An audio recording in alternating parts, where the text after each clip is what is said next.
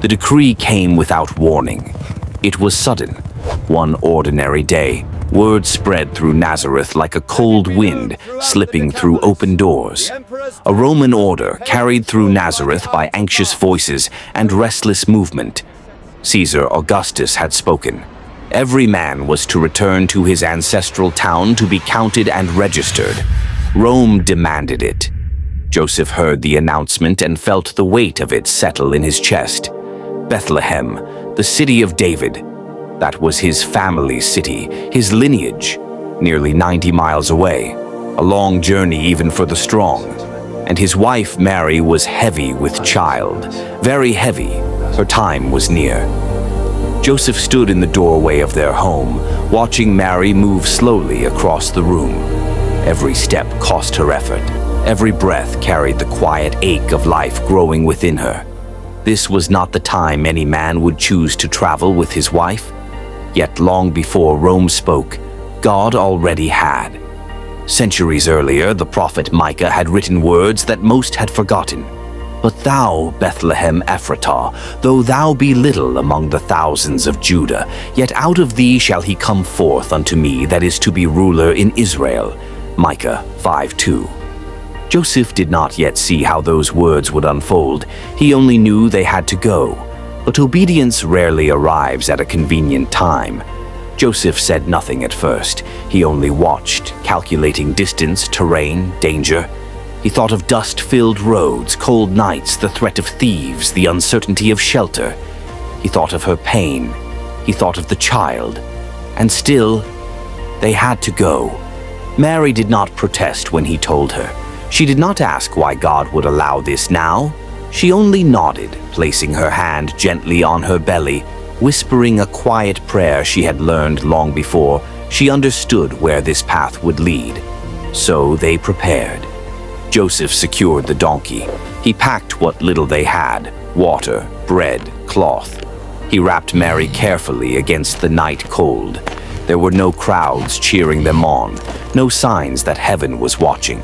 Just two people stepping into the unknown. The journey was slow. Each mile stretched longer than the last. The road was uneven, cruel to tired feet and aching bodies. Mary winced at times, gripping the side of the donkey, breathing through the discomfort. Joseph walked beside her, steady, alert, watching every shadow, listening for every sound. At night, the cold crept in without mercy. Joseph built small fires where he could, shielding Mary from the wind. He slept lightly, one eye open, listening to the quiet sounds of the wilderness. Every rustle made his hand tighten around his staff. This was not how kings traveled. This was not how salvation was supposed to arrive. And yet, this was the road God chose. As they moved closer to Bethlehem, the road grew crowded. Families poured in from every direction, faces weary, voices strained. Every shelter was full, every home overflowing. By the time they reached the city, Mary could barely sit upright. Joseph's heart pounded as he went from door to door, asking for space.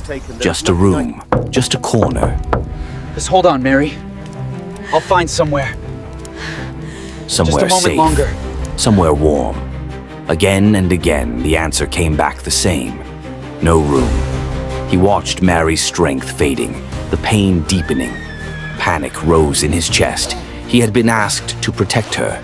He had been trusted with this miracle, and now there was nowhere to go. Finally, someone pointed him toward a stable. Not a home, not an inn.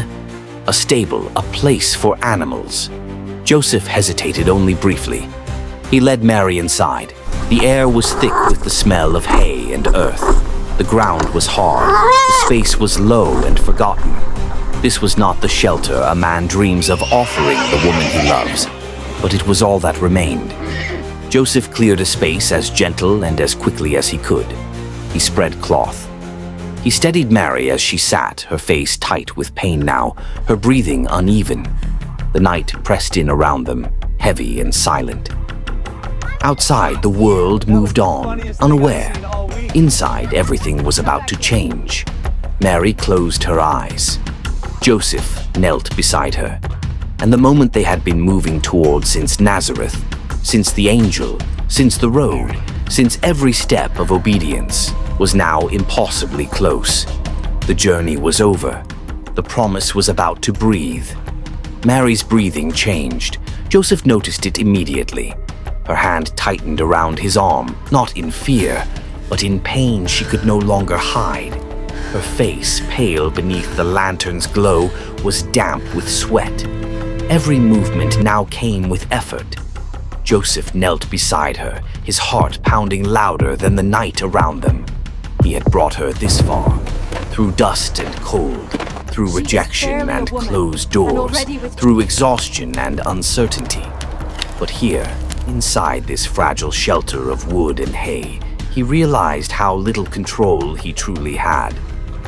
Mary pressed her hand against her belly. The pain came again, stronger this time. Joseph searched her face for reassurance, but found only resolve mixed with strain. She did not cry out. She did not panic. But her body was speaking clearly. Just breathe, now. Mary. The moment they had been moving towards since Nazareth could no longer be delayed. Outside, Bethlehem slept.